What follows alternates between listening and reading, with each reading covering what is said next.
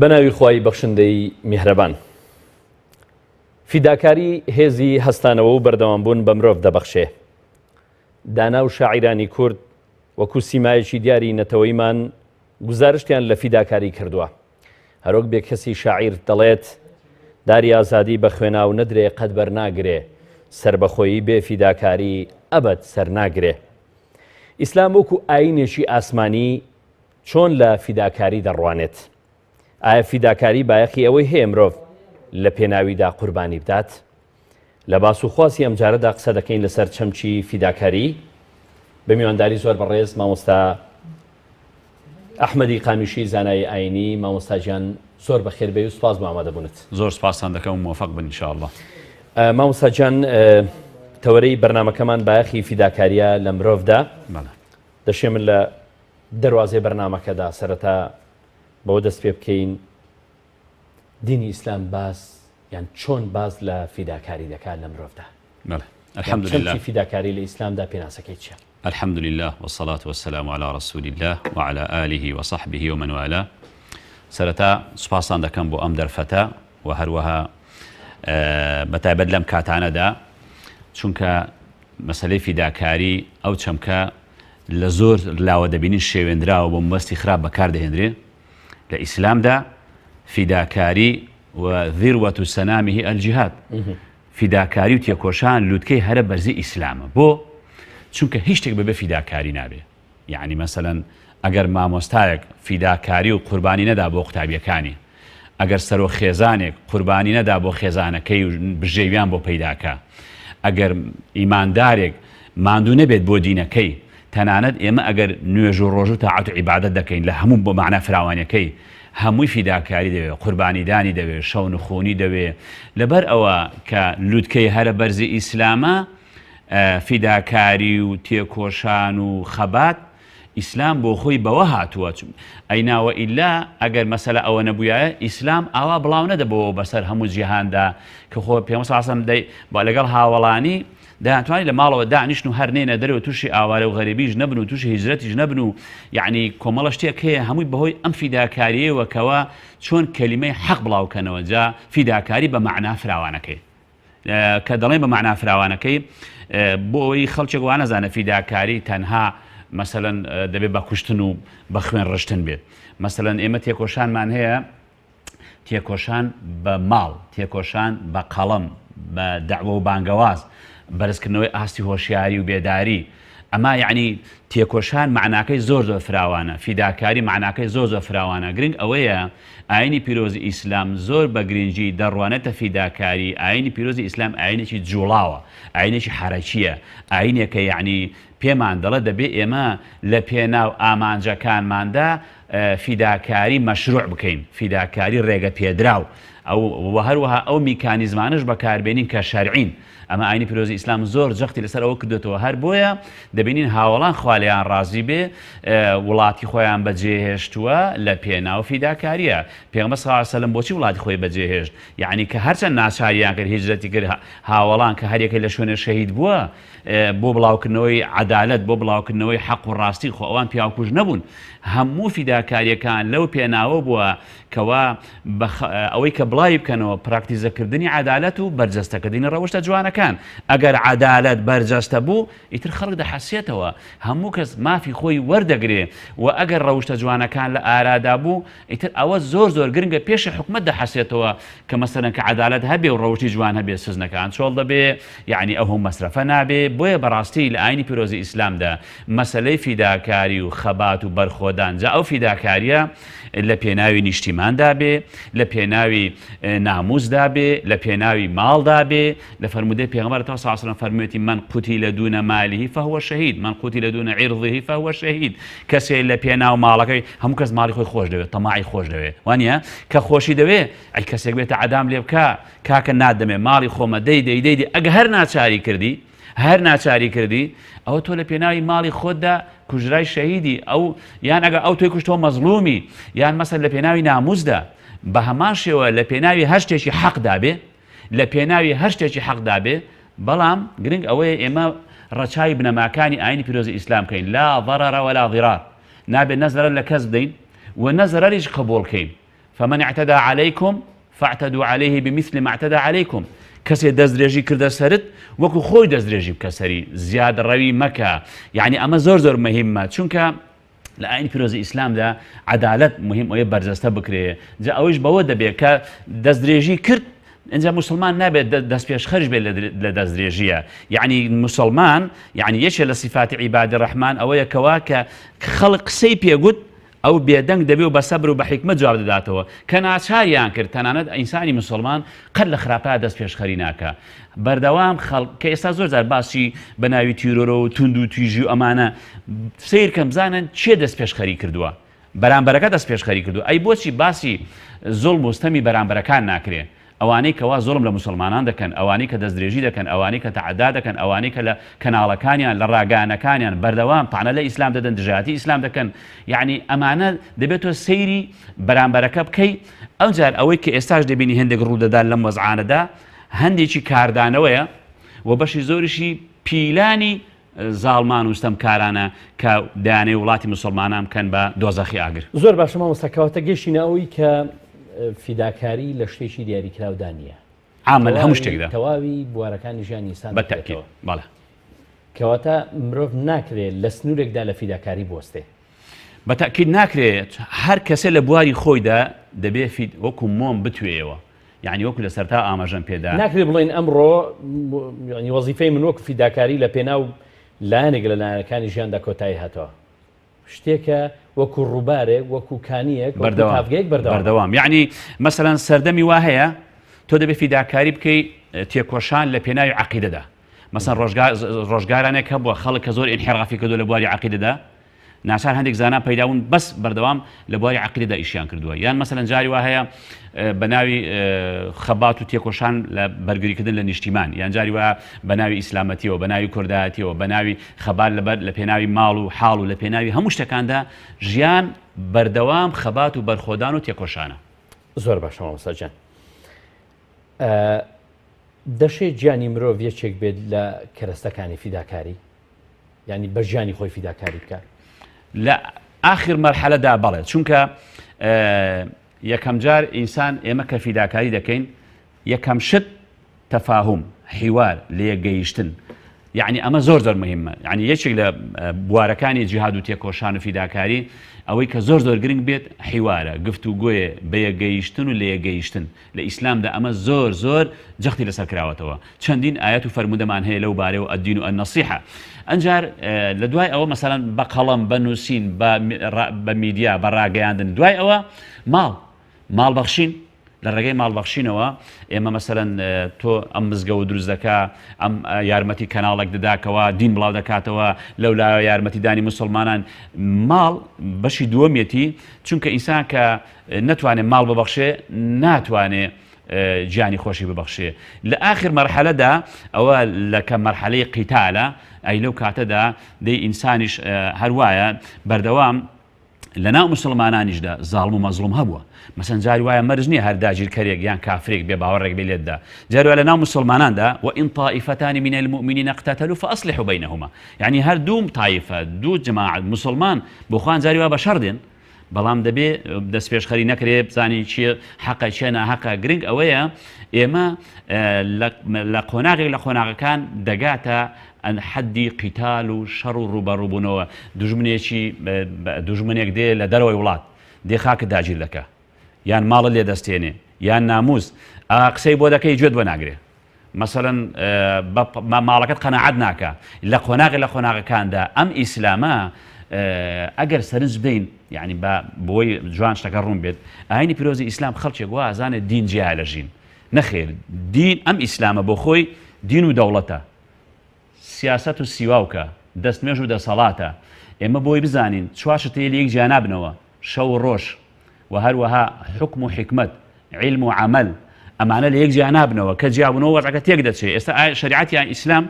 کە سەرنج بدەین 4 بەشی سەرەکیە. لەو 4 بەشە 3 بەشی بۆ دنیایە. خەڵکێک وازانە دین هەر لە بینی بەندە و خوادا، نەخێر لە بینی بەندە و بەندەکانیشدا لەگەڵەوەیدا. مەسەڵەن ئێمە جینایەتمان هەیە، مناکەحاتمان هەیە. ئەمە 4 بەشی شریعەتی ئیسلام، یەکەم عیبادەت، ئەو جار جینایەت، ئەو جار مناکەحات، ئەمانە هەر هەمووی دەبینی سێ بەشی شریعەتی ئیسلام بۆ دنیاە، مثلا جینایەت بۆ دنیاە، مناکەحات بۆ دنیاە، ئەحوالی شخصیە،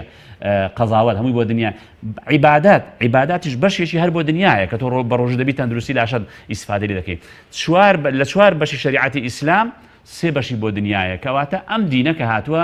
بۆ ئەوەی هاتووە حکم کە دەسەڵاتی هەبێ. ئەگەر تۆ حکم دەسەڵات نەبێت چۆن نتوانی دەستی دەست ببڕی؟ زۆر باشە مامۆستا، ئەوە شتێکی چۆن نتوانی عەدالەت بەرجەستە بکەیت؟ زۆر جوانە مامۆستا. شتێکی بیخستمەوە ئەوەی کە بەڕێز ئاماژە بۆ دەکەی سێ بەشی شتەکان لە پێناوی بۆ دنیاە، بۆ ژیانە، بۆ ئاشتی کۆمەڵ عیبادەتە ئەوە. بەڵێ، بەڵام بەشێکی ئەوەی عیبادەتی نێوان بەندە و خوایە، بەندە و خوایە. بەڵام دیسان ئەوەی کە نێوانی بەندە و خوایە دیسان وەکو تەرجەمەکردنێک، وەکو تەقویەکردنێک، ئەوی دیسان بۆ ئەوە نییە خزمەتی لایەنەکانی تر بەقوتکە بۆ خزمەتکردن. ئەمیش بە هەمان شێوە ئەگەر کەسێک لەگەڵ خوا لە بینی بەندە و خۆی ساف نەکە، نیەتی پاک نەبێ، ئیشەکەی بۆ خوا نەبێ، کابرا لە خزمەت پێغەمبەر صلی الله علیه و سلم لە غەزادا قوتیان ئەمە شەهید لە غەزادا، بەڵام چۆتە ناو ئاگرەوە. بۆ چونکە عەبایەکی دزیوە، تاڵانی فەرهوت، یعنی بەناوی غەزاشەوە چووە. مەسەن جاری وا بەناوی کوردایەتیەوە، جاری وا بەناوی ئیسلامەتیەوە، شتەکان دەشێوێندرێت، جاری وا بازرگانی پێوە دەکرێت، جاری وایە یعنی هەموو جار دەبێت ناویش لێ بدرێت، بەڵام کە نیەتەکە لە بینی بەندە و خوا ساف نەبوو لە غەزایەدا شەهید کراوە، بەڵام چۆ ئاگرەوە لە بەرەوەی عەبایەکی دزیوە، یانەوە تا بریندار بۆ خۆی پێنەگیراوە خۆی کوشتووە. لەبەر ئەوە لە بینی بەندە و خوادا ئەگەر خۆت ساف کرد، خۆت چاکرد، تەبعاً ئێمە بۆی بزانین کە بینەران بزانن کە عیبادەت تەنها نوێژ و ڕۆژوو نییە. ئەو کەسێک کە قوربانی دەدا لە پێناوی ماڵ و ناموس، ئەو کەسێک کە ئەو سەرۆ خێزانەی کە قوربانی دەدا بۆ بژێوی خێزانەکەی، ئەو مامۆستایی کە قوربانی دەدا لە پێناوی قوتابیەکانی و هەروەها هەموو بوارەکانی ژیاندا، ئەوە هەمووی عیبادەتە. یعنی خەڵکێک وازانە عیبادەت تەنها نوێژ و ڕۆژووە، نا، کەمال الحب وتەمام الذل، تەواو زەلیلی بۆ خوا، خۆشەویستی تەواو بۆ خوا. یعنی ئێمە کە لێرە دادەنیشین حەقیقەتێک ڕوون دەکەینەوە، ئەمە عیبادەتە. ئەو کەسێک کاسبی دەکات، ئەو کەسێکەوە ئەو بڕوادارەی کەوا دیفاع لە شەرەف و ناموس و خەڵک و خاک دەکات و خزمەتی خەڵک و خاک دەکات لەسەر بیر و باوەڕی ئیسلام، ئەمە عیبادەتە. یعنی عیبادەت معناکەی زۆر فراوانە. هەموو ئەمانە ڕێخۆشکەرە بۆ ئەوەی کەوا ئێمە بتوانین ئەم ئاینی پیرۆزی ئیسلامە عەدالەت بەرجەستە بکە، حکمی هەبێت، چونکە بەڕاستی لە ئەو هەموو مێژووی کەوا یاران حکمیان کردووە و هەروەها چەند سەد 400 ساڵ ئەوەی دەوڵەتی عوسمانی حکمی کردووە، دەوڵەتی ئەمەوی عەباسیەکان، ئەوانە هەرچەند کەم و کورتی و لار و خواریان هەبووە، بەڵام هەرچی هەبێت مێژوویشی ئیسلامیە و ئەوانەی کە دەژڵن ئیسلام دین جیا لەژین چۆن وەڵامی ئەم هەموو حکمە ئیسلامی دەدەنەوە کە بە هەزار و ئەندە ساڵە حکمی کردووە. یعنی بەڕاستی ئیسلام دینێک نییە هەل خەیاڵی بێت، ئیسلام حکمی واقعە. بۆیە دەبێت ئێمە بە هەموو جۆرێک هەوڵ بین لە هەموو ڕوویەکەوە ئەم دینە وەکو خوا دەیەوێت ئەوە بەرجەستێ بکەین، نەک وەکو خۆمان دەمانەوێت. چونکە ئێستا بەداخەوە ئێمەش ئەو گلەیەمان هەیە کە ئیسلام پارچە کراوە. مەسەلەن هەیە هەر لە ناو موسڵماناندا هەیەکی بەشێکی گرتووە، مەسەلەن هێندێک دەڵێ بەس تەزکیە، ئەویان دەڵێ بەس پەروەردە، ئەویان دەڵێ بەس عەقیدە، یان بەڵێن بۆن بە هەر هەمووانیان هێشتا ئیسلامێکی تەواو دروست ناکەن. ئێستا ئیسلامیش بەداخەوە وای لێ هاتووە وەکو دزداشەکە و کراسەکەی ئیمامی عومەر خوای لێ ڕازی بێ، ئەڵێ دزداشەیەکی لەبەر بوو 18 پینەی پێوە بوو، دزداشەیەک 18 پینەی پێوە بێ، نازانی کامە ئەسلەکەی، نا ئەسلەکە نەدەناسرایەوە، یعنی نازانی دزداشە ئەسلەکە کامەیە. ئێستا جاری وایە بە ناوی ئیسلامەوە شتی وا دەکرێت، یعنی بەداخەوە جاری وا بازرگانی پێوە دەکرێت، حەقیقەت دەشێوێندرێ، بەڵام ئەوانەی کەوا بە ناوی ئیسلامەوە شت دەکەن و ئەمانە زوو کەشف دەبن. دیارە بە ناوی کوردایەتیشەوە بە هەمان شێوە بازرگانی دەکرێت، تاڵان و بڕۆ دەکرێت، کۆمەڵە شتێک دەکرێت. گرنگەوەیە ئێمە چۆن بتوانین حەقەکان بناسینەوە، چونکە ئێمە لە سەردەمی فیتنەدا دەژین، شتەکان بەعام تەمەمژی پێوەیە، لێڵی پێوەیە، بۆیە دەبێت زۆر وریابین، زۆر باشە فێڵمان لێ نەکرێن. قوربانیدان ینی هۆکارە بۆەوەی کە مرۆڤایەتی ژیان بەرەو پێشچوون نەوەستان بەردەوام بێ. ئەی ئەگەر ئێمە قوربانی نەدەین، ئەگەر ئێمە تێنەکۆشین، ئەگەر هەوڵ و خەباتمان نەبێ، ئەی بەچی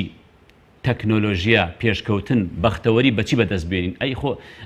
ئەم دینە کە هاتووە بۆیە نەهاتووە کە بڵێ هەر نوێژ و ڕۆژوام بکە، مەگەر نوێژ و ڕۆژ و ئەم تاعەت و عیبادەتە ئەمە هەوەش ئالیەتێکە بۆ پراکتیزەکردنی عەدالەت و بەرجەستەکردنی ڕەوشتە جوانەکان، یعنی بۆ بەختەوەری مرۆڤەکان. وەستەعمەرەکم فیها، خوا دەفەرمێ ئێمە چۆن ئەم زەوێ ئاوادام بکەینەوە، بەچی ئاوادان پێێتەوە یاسا سەروەر بێ چۆن بتوانین ئێمە وەجعلناکم شعوبا وقبائل لتعارفوا ئەم هەموو خەڵکە ئەم هەموو یعنی خوای گەورە اعترافی بەوە کردووە کەوە ئەم خەڵکە هەریەکەی قەبیلە و عەشیرەتێکە و زمان ئەمە اعتراف بە هەموو قەومەکان کردو ئەمە تورکە ئەمە فارسە ئەمە عەرەبە ومن آياته اختلاف ألسنتكم وألوانكم اعترافی بە هەموو زمانەکانیش کردووە دەیکەوا بێ مادام وا دەبێ ئێمە چۆن بتوانین لتعارفوا هەمومان پێکەوە بژین ئاینی پیرۆزی ئیسلام ئاینێکە ئاینێکی ئومەمیە عامة يعني خلشك وازن آيني بيروز إسلام آيني عربة كلتوري عربة نا تناند قومية الإسلام دا بزوري خوشويستا ياران با قومي خوان دا ناسرانوام بولاتك خوان دا نقول بلالي حبشي صهيبي رومي جاواني كردي فلاني يماني خو أنا نبون بعرب لقبي وڵاتەکەی خۆیان لقبي ناوچەکەی خۆیان چونکە لە ناو ئیسلامیشدا لە سنووری شەرعدا لە سنووری جوگرافیای خۆتدا کوردایەتی و خەبات و تێکۆشان و بەڵام قسەکەمان لەسەر ئەوەیە ئاو ئەگەر وەستا بۆ گەن دەبێ ئەگەر ئێمە بەردەوام هەوڵ و تێکۆشانمان نەبێ ئەوە ژیان بۆ خۆی نامێنێت و دواکەوتو دەبین و لە کاروانی ژیان بەجێ دەمێنین ئێمەش بۆیە هاتوونە سەر ئەم شانۆی ژیانە بۆ ئەوەی کەوا پێشکەوتن وەڵاهی ئەگەر سێری مێژوو ئیسلامی دەکەی يعني پێشکەوتنی ئەوەندە عجایبیان هێناوە کاتی خۆی کە چۆن ئەو کەشتیانە دروست کراوە ئێستاش ئەوانەی کە دەچن بۆ ئەستەمبول کە شارستانیەتی عوسمانیەکان تەماشا دەکەن ئەندازیارەکان تەماشا دەکەن ئەو مزگەوتانە کە چەندین ساڵ پێش تا دروست کراوە 500 ساڵ 600 ساڵ دەبینی ئەو ئەندازە میعماریە ئەو هەندەسەیە ئەو مەوادە یعنی تعجب دەکەن ئەو خەریتە ئێستا کە ئەمە تەکنۆلۆژیا هەیە هێشتا خەریتەی ئەوە هەموو میعماری لەبەر ئەوە بەڕاستی ئەگەر سەیری مێژوو ئیسلام کەین دەزانی ئیسلام چ پێشکەوتنێکی بۆ مرۆڤایەتی هێناوە و دوای ئەوەش کەوە لە 1924ەکانەوە کە ئاینی پیرۆزی ئیسلام بڵێن حکومەکەی کۆتاییان هێنا و مەسەلەن شتێک کە هاتە پێشی کە عەلمانیەتە لە شوێنی گرتەوە دەبینی ئێستا ئەوە تا مرۆڤایەتی ژیانیان لێ کردوین بەژان و پەرتەوازەی و قەیران و کێشە و هەرا لە ئارادا هەیە مامۆستا لە قورئانی پیرۆزدا لە زۆربەی شوێنەکان کە باسی فیداکاری دەکا ماڵ پێشخراوە پێشگیان خراوە بەڵام لە یەک شوێن لە یەک ئاتی قورئاندا وابزانم لە سوڕەتی تەوبەدایە باسی گیان دەکا پێش ماڵ کەواتە ئەوە ئەهەمیەتی ئەوە دەرناخە کە مرۆڤ ئەگەر نەتوانێت ماڵەکەی بەخشێ ناتوانێت جيانشي بالتأكيد إن الله اشترى من المؤمنين أنفسهم وأموالهم بأن لهم الجنة أو حالتك جناب الباسيدة كي أما هندك حالتي تايبته هي وكل حالتي شردة أينا وإلا بعاملة شوينة كانك وكو برزد أماجت بيدا مال بيش خراوة بو چونك أجر كسيك نتواني مالكي ببخشي لبيناوي دينكي نتواني نفس ببخشي چونك نفس عزيزترا نفس خوي هرچي خواي قورا دايناوا لبيناوي مروفكان دايا يعني مال وسخر لكم ما في السماوات وما في الأرض هرشي لأرزو آسمان دايا خواهي قورا بو مروفكان دابيني كردو بو اوي مروف بختور بي مروف زور قوريا او بداخو كي استا مروف ريزينا ماوا اينا مروف اواندا قوريا ولقد كرمنا بني آدم وحملناهم في البر والبحر اما زور رزما لبني آدم قرتوا وفضلناهم على كثير ممن خلقنا تفضيلا بسر هموش تكان دا فضلي دراوا فرمان كراوا فرشتا سزدي رز بو حضرت آدم بري اما همو قوري آدم هر كسيك نفسك بكوجي او فكأنما قتل الناس جميعا وهر كسيك نفسك زندوب كاته ومن أحياها فكأنما أحيا الناس جميعا إنسان زور قوري هر لبر قوري أو إنسانية كا هموش تكان دبي لبيناو إنسان دابي دبي لخدمتي إنسان دابي أو إنسان جا هر ديني شي هبي بلان بداخو إستا اشتكى عكس بوتوا چونك أواني كوا كار بدسنو جلوي ولاتي عم بدست لهمو دنيا دا دبيني بعام چونك لأخوانا ترسين لدين شارزان بونا أو تا دبيني هموش تكان لبيناوي اشتكانا يعني اشتكان دروس كرا بو اوي خدمت بمروفياتي بكا بلام استا او تا او همو خوينه درجه او همو شتانه دبيني لبيناوي اوي كوا جاري وهي لبيناوي شتيك كشتا يعني انسانيه كلكاتي دا انسان او اندا قوريه بيغمبر صلى الله عليه وسلم كان روي سيري بيتي دا كده يفرموا ما اعظمك اي بيت شن قوري شن بريزي شن بهيزي بلام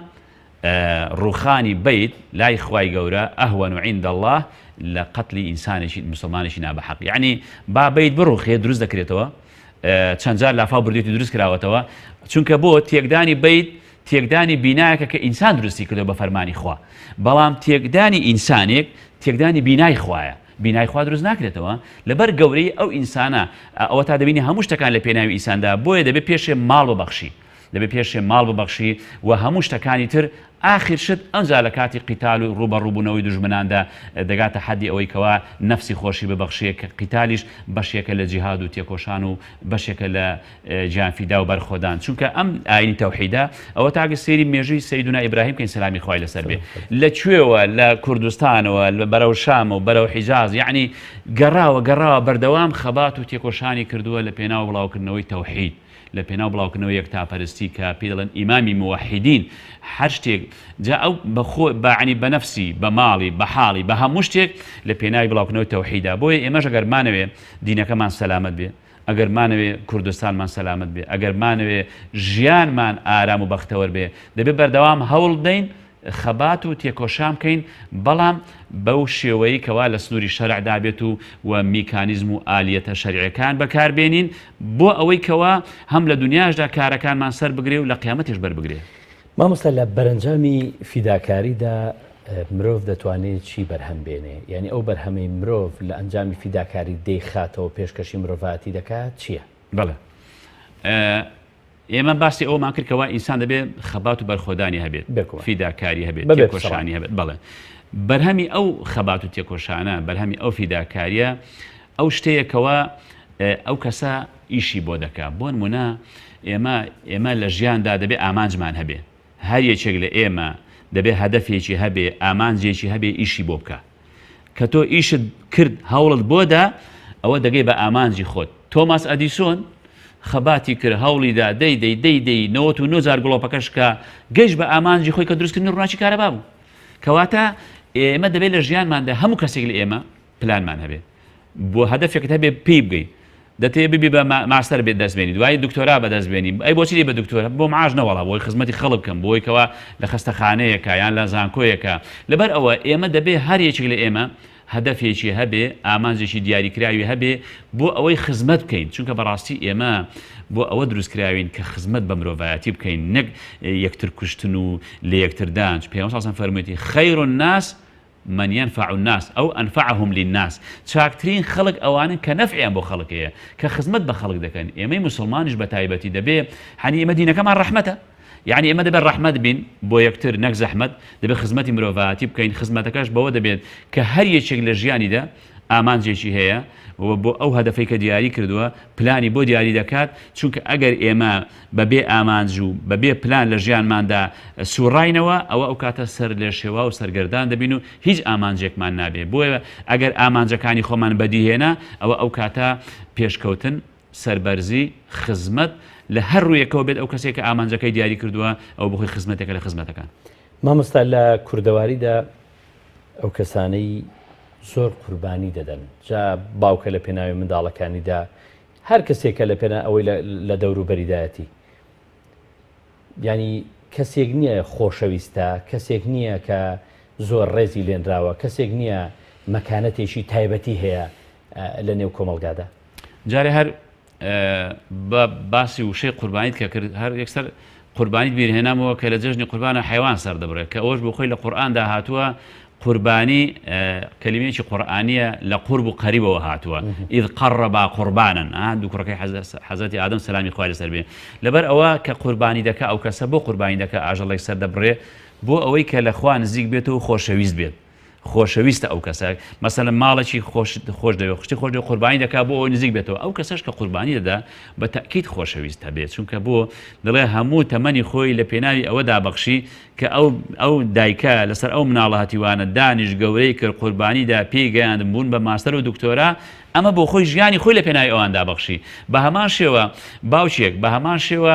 مامۆستایەک بە هەمان شێوە هەرچی کە قوربانی دەدا ئەو کەسە وەکو مۆمێک چۆن مۆم تا خۆی نەتوێنێتەوە ناتوانێت ڕووناکی بە دەوروبەری بەخشێ بەڕاستی ئەوانەی کە قوربانی دەدەن زۆر گەورن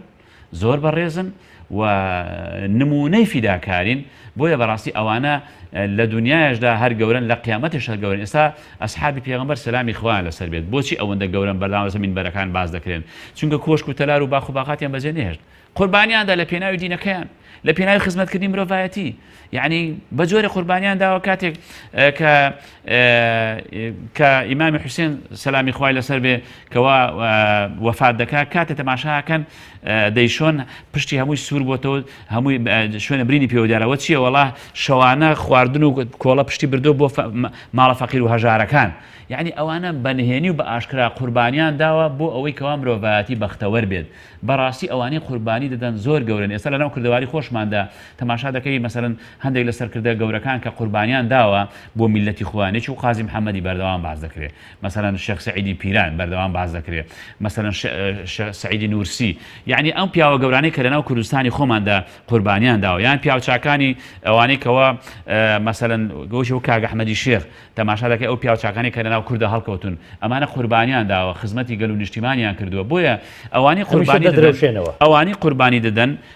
زیندون لە دڵی مرۆڤەکاندا لە دوای خۆشیان، ئەو وەکو دنیا وەکو قیامەتیش خۆی و نیەتی خۆیان ئین ئەکرەمەکم عیند الله ئەتقاکم. ئەو وەکو دنیا ئەوانی قوربانی دەدەن سونبلن ڕەمزن لەناو هەمە هەر دەڵەوە تاڵە مەسەلەن مەلیک مەحموود مەسەن تەماشا دەکەی ئەوانەی قوربانیان داوە بەردەوام، بەڵام ئەوانەی قوربانیان نەداوە مەسەلەن گەندەڵیان کردووە، خیانەتیان کردووە، بازرگانیان بە میلەتەوە کردووە، میلەتیان بەناحەق بە کوژداوە لە پێناوی کورسیەکەی خۆیان، لە پێناوی دەسەڵاتی خۆیان بۆ تێکردنەوە ئەوانە، بەڵام بە جۆرێک باسییان دەکرێت دەستنە زبڵدانی مێژووەوە و هەروەها زۆر لەبیر خەڵکی دەستنەوە،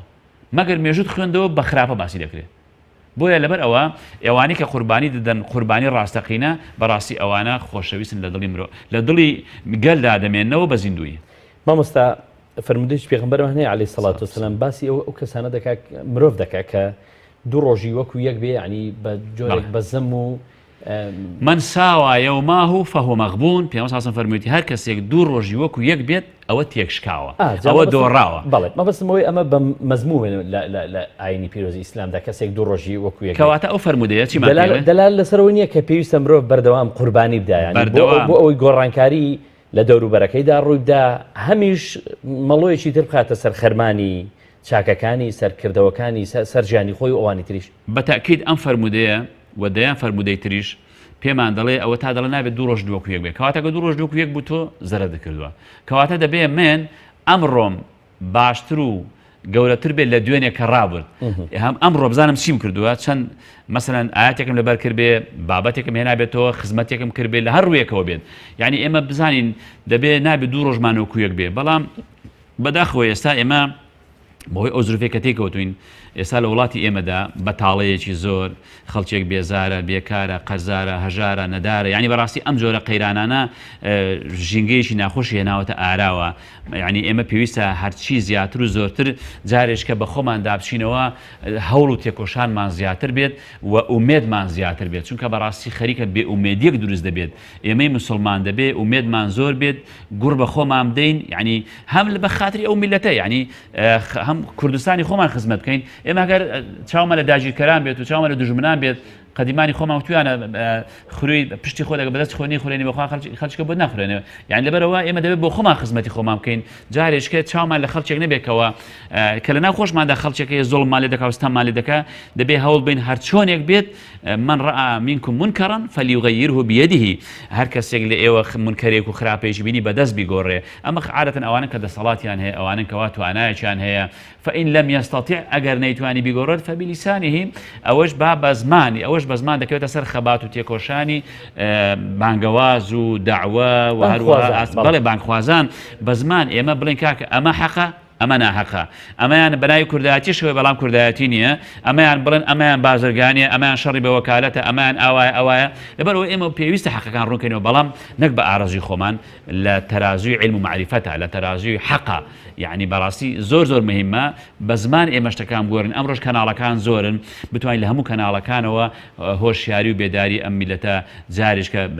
بەرزکەینەوە، بە حەق بڵێن حەق، بە ناحەق بڵێن ناحەق، قول الحەق ولو على نفسك. یعنی ئێمە بەڕاستی کاتی حەق خۆیەتی بەردەوام لەگەڵ حەق دابین حەق بڵێن یعنی نەک بێدەنگ بین و سەرکەس بین و لێگەڕێن خەڵکانێک کە ناحەقە خەڵکانێک کە نەشارەزایە خەڵکانێک کە پسپۆر نییە مەسەڵەن بۆ منە لە ئاینی پیرۆزی ئیسلامدا بۆ خەڵکانێک بێت باسی ئیسلام کاوڕێ بۆ مەلا و زانایان دابنێ کە بۆ خۆی نوێژ ناکە و بەرنامەیەشکەی هەیە و لە دین شارەزانیە دەبێت ئەمە لە بوارە پسپۆڕەکەیدا زانایانی ئاینی ئەوانە لە بوارە پسپۆڕێک بڵکاکە نا دین ئاوایە ئەمە دینە ئەوەی تۆ دەڵێ ئەوە دین نییە هەر کەسە لە بواری خۆیدا مهندس لە بواری خۆیدا دکتۆر لە بواری خۆیدا یعنی لە بوارە پسپۆڕەکاندا ئێمە هەر کەسێک لەوانە بتوانێت ئەگەر خراپەیەکی بینی ئەگەر کرا بەدەست ئەگەر نەیتوانی بە زمان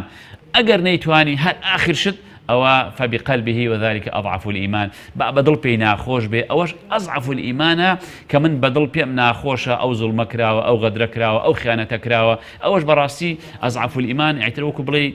لەوە لاواستر ئەوە خوا پەنامان بە زۆر باشە مامۆستا یەکێک لە پێشتر باسمان کرد بەڵام دەمەوێت زیاتر جەختی لەسەر بکەینەوە یەکێک لە سیما دیارەکانی خەڵکی کورد گەلی کورد هەر لە مێژۆ وەکو کللتور بەجێماوە بوومان بابەتی فیداکاریە بابەتی قوربانیدانە بابەتی ئەوەیە کە بەردەوام ئەوانەی ڕابردوو توانەوە لە پێناوی ئەوانەی کەنەوەکانی ئایندە خۆشبەخت بن کەنەوەکانی ئایندە سەربەرز بژین ئەمە لە چێوە هاتووە ینی ئەوەی کە لە کللتوری کوردیدا پەیوەندی بە ئەوە نییە کە لە ئیسلامە وەریگرتووە بەتاکێت ئێمە سپاس بخوا لەسەر ئیسلام و ئیمان کە زۆربەی هەرە زۆری کللتور و ڕەسەنایەتی کوردی ئێمە لە ئیسلام و سەرچاوی گرتووە کە ئاینی پیرۆزی ئیسلام پێمان دەڵێ بەردەوام دەبێ هەوڵ و تێکۆشانمان هەبێ خەباتمان هەبێ پێشکەوتنمان هەبێ لەوانەیە ئێستا هەبێ لە بینەر هەندێک بینەران بڵێن جا باشە ئەگەر وایە کوا پێشکەوتنەکە کوا بۆ ئیسان نەکردووە لەوانەیە ئێستا هەبێ لە لای خۆی وا بڵێ بەڵام ئێمە پێیان دەڵێن کاکە خۆی ئێستا ئیسلام حکم ناکە ئێستا ئیسلام هیچی بەدەست نییە ئێستا ئیسلام وەکو دەڵێ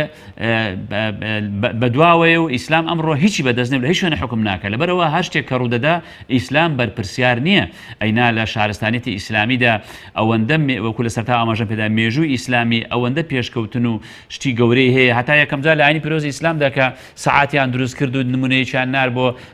جۆنی بەریتانی لەوتیان ئەمە جنۆکەی تایە چک دەجوڵێتەوە لەبەرەوە ئێستا کە ئیسلام ئەو ئیسلامی کە ئێمە باسی دەکەین بەڵام لە ئەرزی واقعدا ئەو پێشکەوتنە نابینین لەبەرەوە ئێستا ئیسلام حاکم نییە ئیسلام بەرپرسیار نییە بۆیە ئەو کەلتور و ڕەسەنایەتی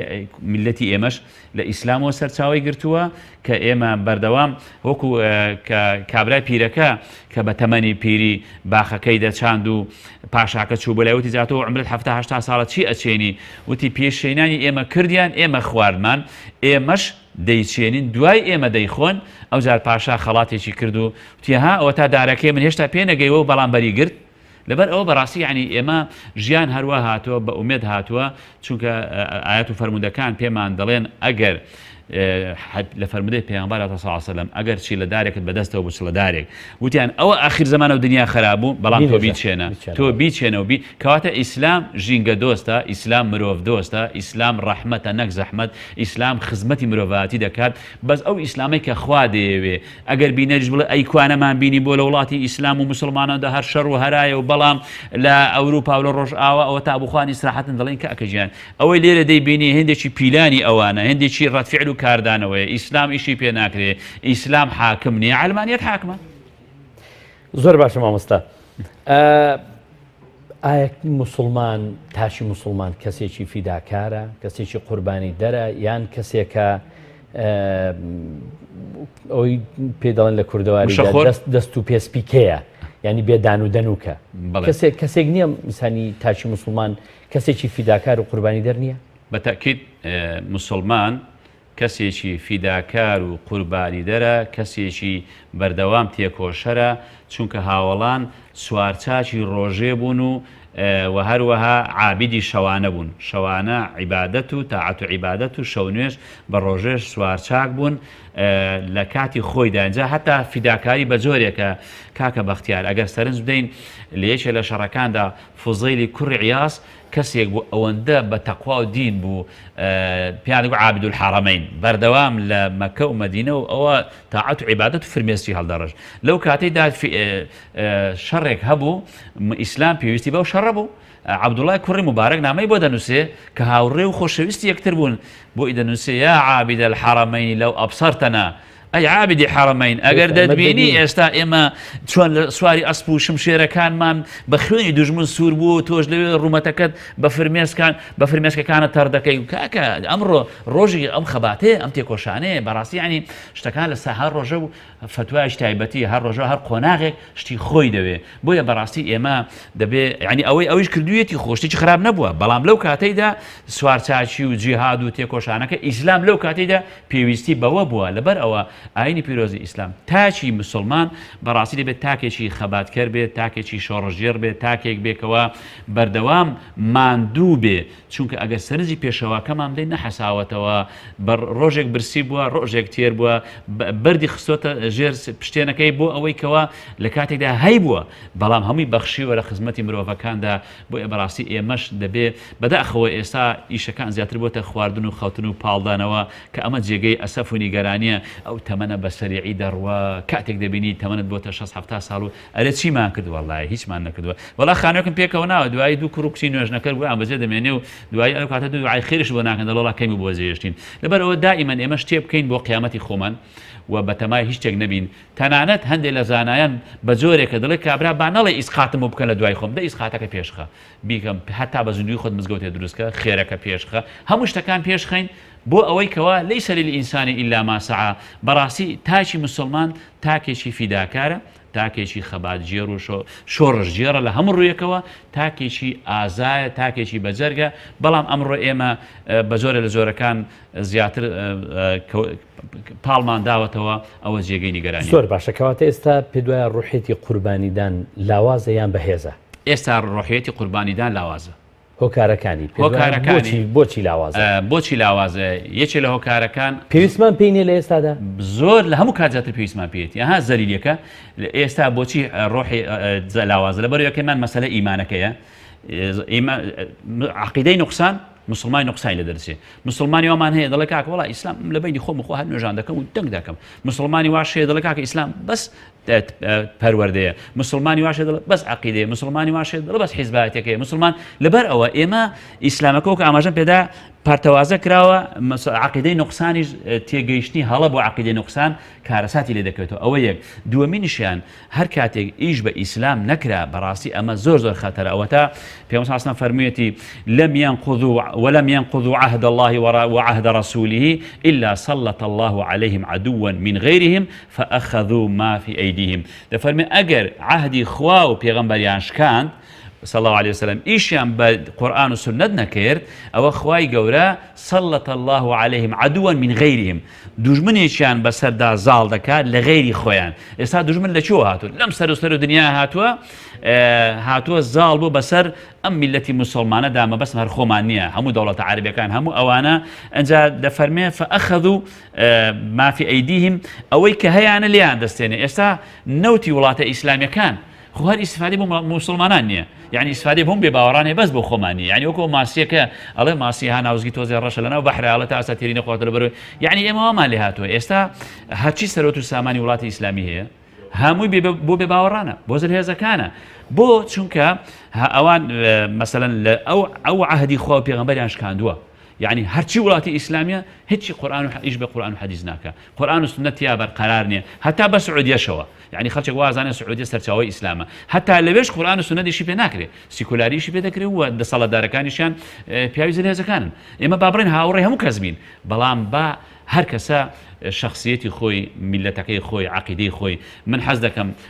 میلەتێک کە هەمویان مەسیحی بوون با ئیش بە مەسیحەکەی خۆیان بکەن میلەتێک هەمویان مسلمان بوون با ئیش بە دینەکەی خۆیان بکەن ئێمە کوردین و مسلمانین شانازی دەکەین کە کوردین و دینەکەیشمان ئیسلامە بەڵام بۆ دەبێت بە زۆر غێری ئیسلام بەسەردا بسەفێنن بۆ دەبێت بە زۆر غێریەک خەڵکێک بێت یعنی جاری وای بمچەوسێنێتەوە یان سەروەت و سامانەکەی من بەرێ حتى لمذهب إمام الشافعي رحمة الله بدأ فرمي أجر بون من الشارع شوكو سليماني أجر زكاتي هبو حتى فقير سليماني اللي بي نابي زكاتك بري بو هوليريان بودهوب حتى فقير سليماني دابيني إما يعني بولين من حتى وكو بو خمان بيسمان بنو تكيبي وبيسمان بواردات تكيبي نابي بالرابو شوينيشكا أو تا إما همو بو خمان هيچ مان نيو ولاتانو أم لاوراش بإما خنيبون أما مسألة توتت بوتشي بسياركات أو بو يعني بوتشي آي إسامة بيوستي ما بخبادنيا بله لهمو كات زياتر بيوستي ما بهولو تيكوشانا بو خدمت كردني كرد و كردستان بۆ خزمەتکردنی میلەتی مسلمانی خۆمان ئێمە سانەوە پێنجمان مسلمانە خزمەتکردنەکەش لە هەموو ڕوویەکەوە بێت جا لەبەر ئەوە ئێستا کە ئەو وەزعی کە دەیبینی یەکێک لە هۆکارەکان مەسەلەی تێگەیشتنی بەهەڵە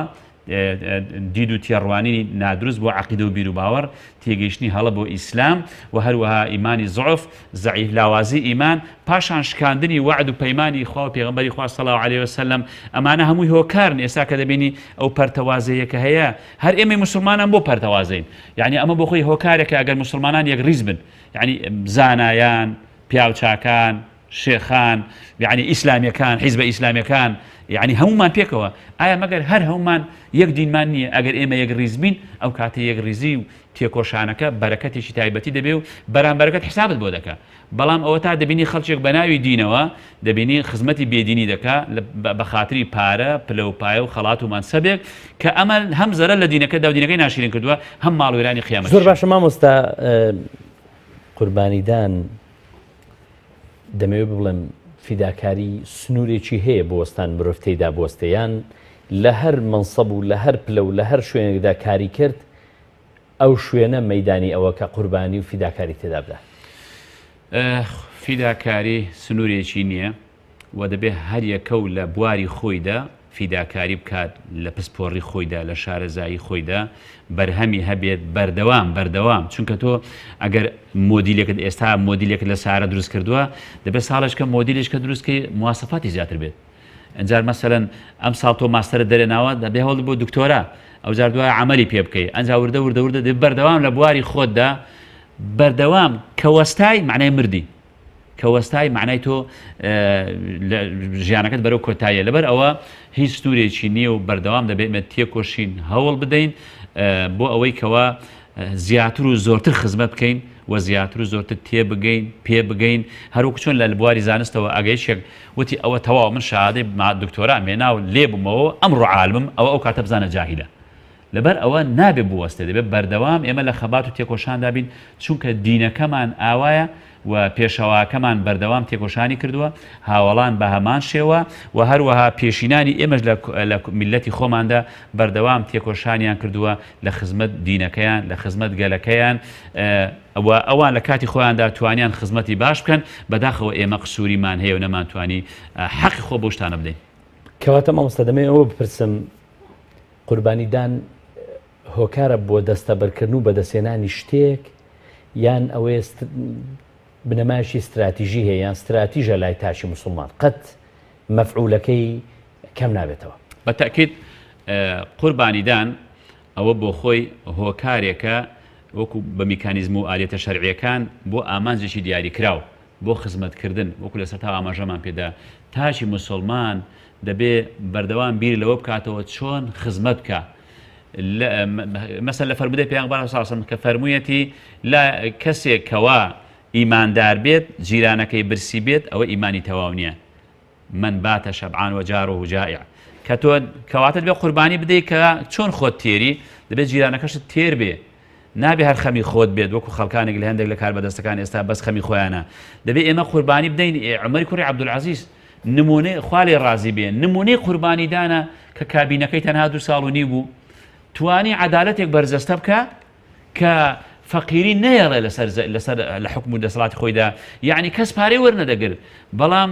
جاری وایە ئێستا لە حکم و دەسەڵاتی ئێمەدا کابینەکە 25 ساڵە ساڵی بۆ ساڵی خۆزگە بپارە یعنی ئەگەر ئێمە بەڕاستی نیەت و ئیرادەمان باش بێت ئێمە بەڕاستی قوربانیدانمان بەڕاستی بێت خیانەت نەکەین گەندەڵ نەبین خزمەتکار بین بەڕاستی ینی وەتا بە 2 ساڵ و نیو پێشەوە عومەری کوڕی عەبدولعەزیز توانی گەورەترین خزمەت کا بە مرۆڤایەتی نەکرد بە مسلمانە هەر بە مرۆڤایەتی بە تەیر و توار وەڵا شت ئەوەندە زۆر بوتیان قوربان وتی هەندێک شت بەرن لە شاخەکان بۆی تێرەکە بیخۆن تەیر بیخۆ یعنی ئەوە ئیسلامە ئەمە بەچی وەی کرد دەی کاتێکە بەخۆی وەفاتی فەرموو قەرزار بوو کاتێکە وەفاتی کرد قەرزار بوو کوا کۆشکەکەی کوا باخەکەی ئەی بۆچی ئێستا یەک ساڵ بێ بە مەسوول یەکسەر دەبێت ڤێلا و ئاخر سارێ مۆدیل ئاخر سارێ بێت و کۆشک و تەلاری هەبێت ئەوە لەکوێ هێنا مەگەر بە ئینحراف و بەلادان و بە خیانەت و بە گەندەڵی بەدزی بەڵام ئەوانەی کەوا لە خوا ترساون پێشینانی ئێمە یعنی کوا چیان بەجێهێشتووە چیان بەجێهێشتووە چونکە خزمەتیان کردووە بۆیە مێژوو مرۆڤایەتی بە چاکە باسییان دەکاوە زیندون لە دڵی مرۆڤەکاندا زۆر باشە مامۆستا دوا پرسیارم ئەوەیە کە ئێستا شەڕ دەگوزارێت لە پێشمەرگەش بەشدارە و دژی داعش شەڕ دەکات. بەڕێستان قسەتان چیە لەم بارەیەوە؟ بەڵێ وڵا جا طبعا ئێمە دائما قسەمان ئەوەیە کە دەڵێن یا ڕەبی خوایە هەر کەسێک خێری دەی بۆ ئەم کورد و کوردستانە و بەڕاستی بەرگری لەم کوردستانە دەکات یخوای گەورە بیپارێزێت، چونکە بەڕاستی ئێمە وەکو ئیمامی لاهوری فەرموویەتی دین و وەتەن لازم و مەلزومی یەکترن. ئەگەر ئێمەی مسلمان وەتەنێکمانەبێت لەکوێ دینداری بکەین و ئێمە بەرگریکردن لە شەڕەف و ناموس و وەتەن لەسەر ڕێگەی دین بە عیبادەت دەزانین و عنی ئینسانی ئیماندار لە سنووری جوگرافی خۆیدا لەسەر عەقیدە و بیر و باوەڕی خۆی وەکو عیبادەت واجبە بەرگری لە خەڵک و خاچی خۆی بکە، ئەوەش بۆ خۆی تێکۆشانە، ئەوەش قوربانیدانە و ئێمە لە سنووری خۆماندا و لەسەر عەقیدە و بیر و باوەڕی خۆمان هەمومان، چونکە پێشمەرگەش کوڕی ئێمەیە کە سوکاری ئێمەیە و ئێمە هەمومان بەڕاستی یعنی حەز دەکەین کوردستانمان پارێزراو بێ، کوردستانمان سەلامەتی بێ و لەسەر عەقیدە و بیر و باوەڕ لە سنووری جوگرافی خۆماندا و حەز دەکەین شەڕەکانمان بەڕاستی بەداخەوە ئێستا ئێمە ئەو گلێشمان هەیە ئیشەکان تا ئەندازەیەک زۆر لێڵی و تەمومژی تێدایە لە مەسەلەکاندا وەکو پێویست ڕوونی نییە، بەڵام ئێمە بەردەوام دوعامان ئەوەی لە مینبەرەکانیش کە خوایە خەڵک و خاکمان سەلامەت کەی و کوردستانمان پارێزراو بێ و ئێمە هەروەکو چۆن فارس دەوڵەتی هەیە و تورک دەوڵەتی هەیە و عەرەب دەوڵەتی هەیە وەڵاهی گلەیمان لە سەرکردەکانمانە، بۆچی یەک ڕیز نابن و بە زووترین کات دەوڵەت ڕاناگەێنن، بۆچی ناوماڵی کورد ئاوا پەرتەوازەیە هەتاکو کەی یعنی بەڕاستی ئەوە گلەیە کە هەموو هاوڵاتیان ئەو گلەیان هەیە، یعنی لە جیاتی ئەوەی کەوا ساڵ بۆ ساڵ پێشکەوین ئێمە ساڵ بۆ ساڵ قەیرانەکانمان زیاد دەکەوت، یعنی جاری وا هەیە بۆ دروست بۆ پەردەپۆشکردنی قەیرانیش کە دروست دەکەن بەس بێ ململانەی سیاسی با بەس بێ دژایەتی یەکتر با ئەوەندی لە جیاتیەوەی دەستی بێگانە ماچکەین با دەستی خۆمان ماچکەین، یعنی ئەمە گەورەیە بۆیە هیوادارین ئەم قەیرانە زوو بەسەرماندا تێپەڕێ، ئەم شەڕ و هەراو کێشەیە زوو کۆتایی پێبێ، ئێمە هیچ کەس حەز ناکە